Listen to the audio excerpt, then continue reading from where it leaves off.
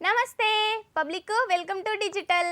ఇప్పుడు మిగిలిన అన్నం కూరలు ఉంటే వేడి చేసుకొని తింటాం పడేయకుండా కదుల్లా. కానీ మిగిలిపోయిన అన్నం వేడి చేసి తినడం వల్ల ఫుడ్ పాయిజన్ అయ్యే అవకాశం ఉంది అంటనుల్లా ఆరోగ్య నిపుణులు అంటున్నారు. ఇంకా గట్లనే ఒక అన్నమే కాదుల్లో, టీని పదే పదే వేడి చేసి తాగడం వల్ల కడుపు నొప్పి రావడమే కాకుండా అట్లనే నిద్ర కూడా పట్టదంట. నిద్ర పట్టకపోతే ఏం చేస్తాం? తలకాయ నొత్తదాయే. ఆ తలకాయ నొప్పికి పొద్దున మిగిలిన షాయను ఊకే మరగబెట్టుకుంటే షాయ్ తాగుతాం. అట్లా తాగొద్దంట. ఎప్పటికప్పుడు ఫ్రెష్గా పెట్టుకొని షాయ్ కూడా తాగుండ్రి సరేనా. ఇంకా గట్లనే కొంతమంది ఆకుకూరలను కూడా వేడి చేసి తింటారు. అప్పుడు ఆకుకూరలు వేడి చేసి తినడం వల్ల అందులో ఉండే పోషకాలు అన్నీ చచ్చిపోతాయి, అదేనుల్లా నశించిపోతాయి. అప్పుడు ఏం జరుగుతుంది?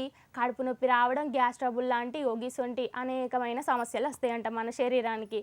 అప్పుడు వస్తే 4 రోజులు బతికేటోళ్ళం 2 రోజులకు పోతామాయే. జర ఆలోచించి ఆచితూచి ఆలోచించి తినుండ్రి సరేనా. ఇప్పుడు మనం పూరి చేయంగా మిగిలిపోయిన నూనె ఉంటుంది కదా, లేకపోతే ఏదో వంటకాలు చేయంగా మిగిలిపోయిన నూనె ఉన్నా కూడా అది వాడడం వల్ల రిటర్న్ అన్నీ వాడతామాయే. అట్లా వాడడం వల్ల కూడా ఆరోగ్యానికి అంత మంచిది కాదు అంట. అట్లనే ఏమవుతుందంటే గుండె సమస్యలు వచ్చే ఛాన్స్ ఉంది అని అంటున్నారు ఆ వైద్య నిపుణులు.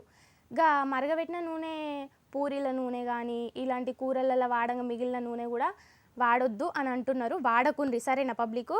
అట్లనే పుట్టగొడుగులు కూర తెలుసు కదా, అదేనుల్లా మష్రూమ్ కూర అంటాం కదా. ఆ కూరను వేడి చేసి తినడం వల్ల బ్యాక్టీరియా మస్తు పెరుగుతుంది అంటనుల్లా ఆ కూరలా. అప్పుడప్పుడు తిన్నాం అనుకో, విన్నారు కదా, అప్పుడప్పుడు ఈ కూరలన్నీ తిన్నాం అనుకో జీర్ణక్రియలో అనేక మార్పులు వస్తాయంట. చూసినరా, నైట్ మిగిలింది కదా అని మంచిగా పొద్దుగాల లేవంగానే వేడి చేసుకొని తిన్నాం అనుకో లేని రోగాలను మనమే ఏరుకోరి తెచ్చుకున్న వాళ్ళం అవుతాం. జర జాగ్రత్తగా ఉండుండ్రి ఏమంటున్నాం.